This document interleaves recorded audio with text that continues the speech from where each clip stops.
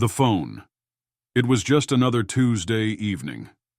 The bus pulled up to the stop with a low, tired groan, and Emily stepped on, swiping her card like she had done 100 times before. The air inside carried the usual mix of diesel fumes and stale fast food, while the fluorescent lights hummed a familiar, monotonous tune that she had long since learned to ignore. She spotted an empty seat toward the back, a small pocket of relief amid the crowd of weary commuters and overloaded backpacks. That's when she noticed the phone, just sitting there, tucked into the fabric of the seat, like it belonged. Emily's gaze lingered for a moment before she went back to typing out a text message. It was a plain black phone, nothing special about it except for a tiny crack running across the screen. As the bus rumbled back into traffic, Emily felt its rhythmic sway and let out a soft sigh, hitting send on her message before slipping her own phone into her pocket. When it came time for her stop, she stood up and spotted the abandoned phone again. It was kind of a hassle, really. Someone was probably frantic by now, realizing they had left it behind. Figuring it was the right thing to do, Emily picked it up, intending to drop it off at Lost and Found. Maybe checking the contacts would help her find the owner, she thought, swiping at the lock screen. But instead of the usual list of names and numbers, there was just one contact. Home. Her thumb hovered over the screen. Emily glanced around the bus, but no one seemed to be searching for a missing phone. With a small shrug, she tapped the contact. The call rang once, twice, and then a deep, gravelly voice answered. "Hello?" Emily's stomach dropped. The voice was unfamiliar, but something about it sent a shiver down her spine. She opened her mouth to say something, but the words caught in her throat. The call disconnected. She stared at the phone, a strange, heavy feeling settling over her. Suddenly, the screen flickered to life. The camera app had opened by itself, and the lens was pointed directly at her, an unblinking eye staring her down. Her reflection looked warped, stretched into something that wasn't quite right. Goosebumps prickled along her skin. She quickly glanced around the bus, but everyone else seemed lost in their own world. No one noticed the eerie chill creeping through the air, but Emily could feel it.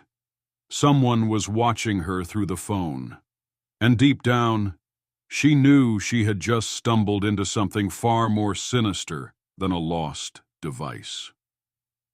Her hands shook as she powered the phone off and stepped out into the night.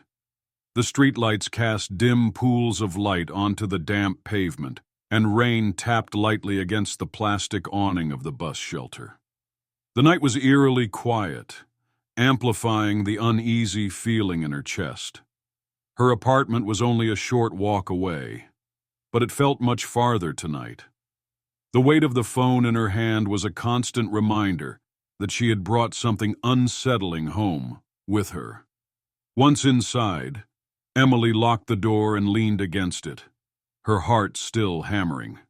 She placed the phone on the kitchen counter and stared at it, willing it to stay dark.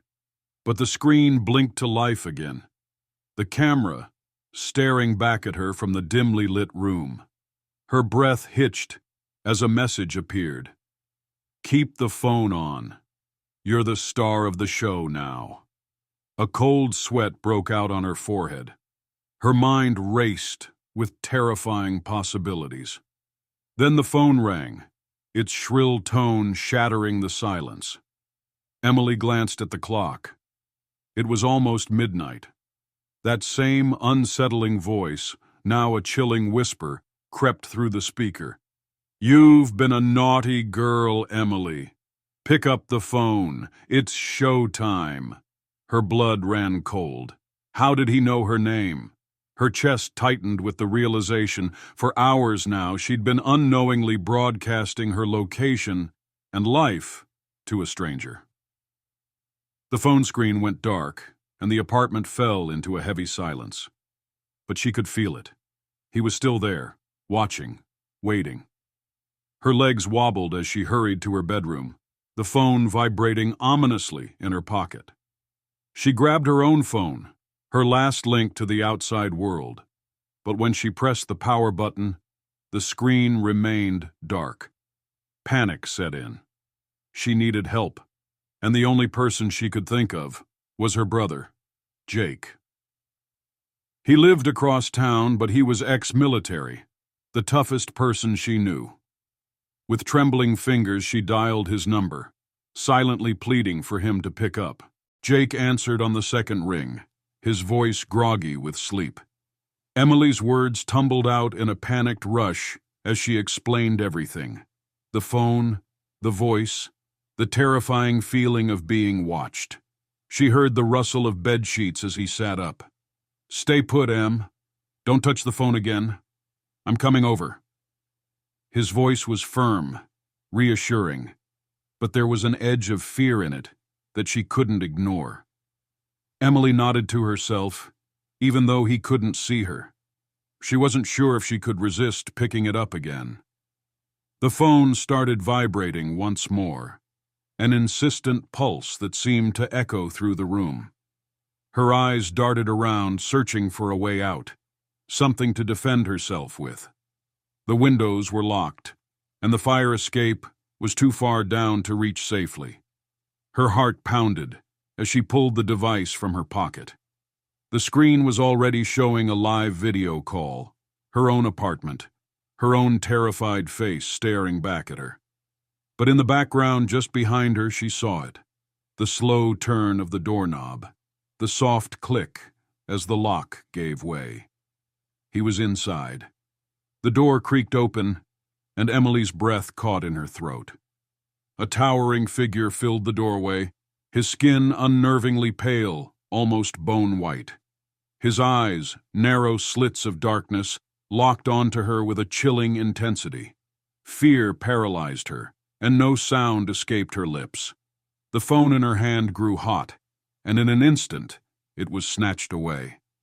A gloved hand, worn, stained, ripped it from her grasp. A sinister grin stretched across his face as he brought the phone close to his mouth. "You're mine now," he whispered, the sound like dry leaves rustling in the wind. Emily fought back, lunging for the phone, but he was faster. With a painful yank, he pulled her close, his breath hot and sour against her face. She clawed at him, her nails digging into his arm. But he barely reacted. The screen of the phone lit up once more with a new message. "Welcome to the show." The room spun as Emily struggled, the promise of escape slipping further away. The psychopath's movements were unnervingly smooth, almost like he was gliding as he approached her, phone in hand, recording every terrified breath she took. Emily's mind raced, her heart pounding so loudly it felt like it might burst from her chest. The room seemed to close in on her, hot and thick, with the stench of fear mixed with the faint metallic scent of rain from outside. The door was her only hope. If she could just reach it, maybe she could lock him out. With a sudden burst of energy, Emily sprinted for the exit. But in an instant, she felt fate's cold grip wrap around her arm, yanking her back into the room, into the psychopath's grasp. The phone hovered in front of her face, the live stream still running. A digital audience, eager for the nightmare to unfold. Emily's eyes locked onto the camera, and for a split second, she didn't see a void, but a sea of faces, all staring back at her, captivated by the terror playing out in her apartment. Her scream mixed with anger and despair as the psychopath slammed her onto the couch, the phone still floating just out of reach.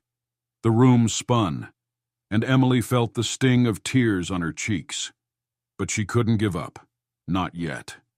Her gaze fell on the TV remote, discarded on the coffee table. It wasn't much of a weapon, but it was all she had. With a silent prayer, She lunged for it, her hand grabbing the plastic.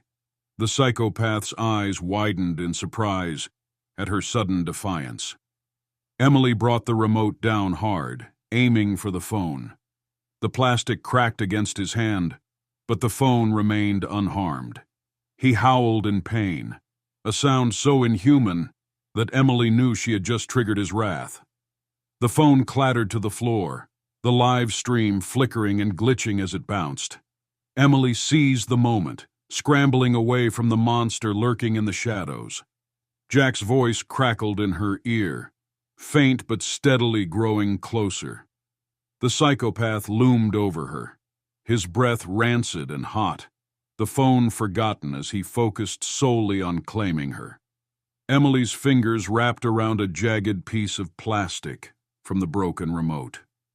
As he reached for her, she swung it up and drove it into the soft flesh of his hand, feeling the warmth of his blood splatter across her skin.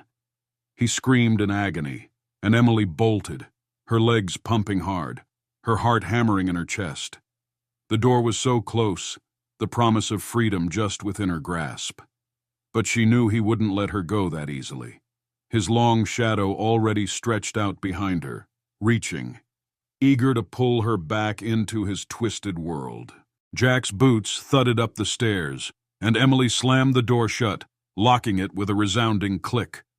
The psychopath's fist smashed against the wood, each blow vibrating through the apartment like the beat of a war drum.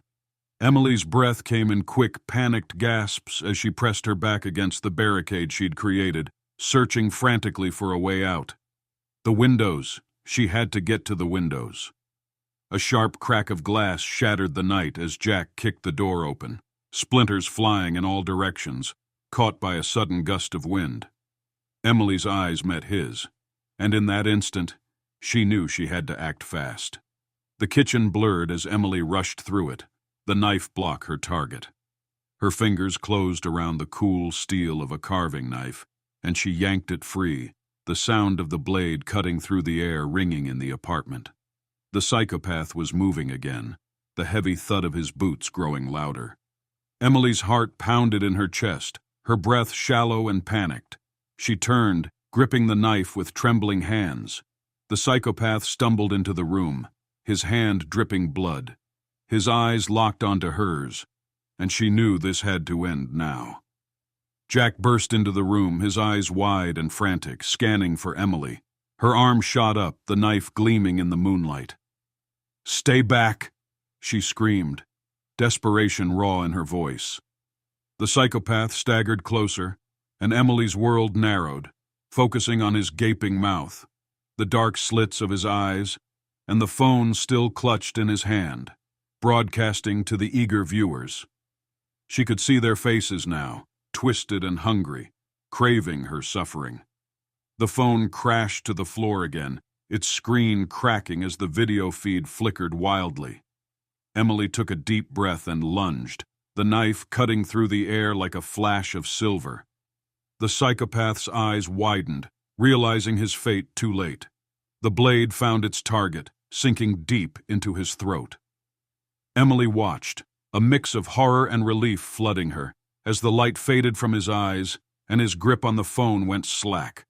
The line went dead, the screen going dark. The apartment was silent except for Emily's ragged breaths and the distant wail of sirens.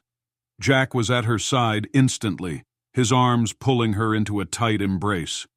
Her knees buckled, the adrenaline leaving her as quickly as it had arrived.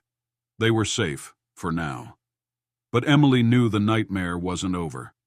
The digital audience was still out there, waiting for their next victim to entertain them. She shuddered, feeling the weight of it all pressing down on her. She had survived the terror of the psychopath, but the scars from that night would never fully heal. The real battle had just begun. A war against the faceless monsters lurking in the dark corners of the internet, always waiting for their next move.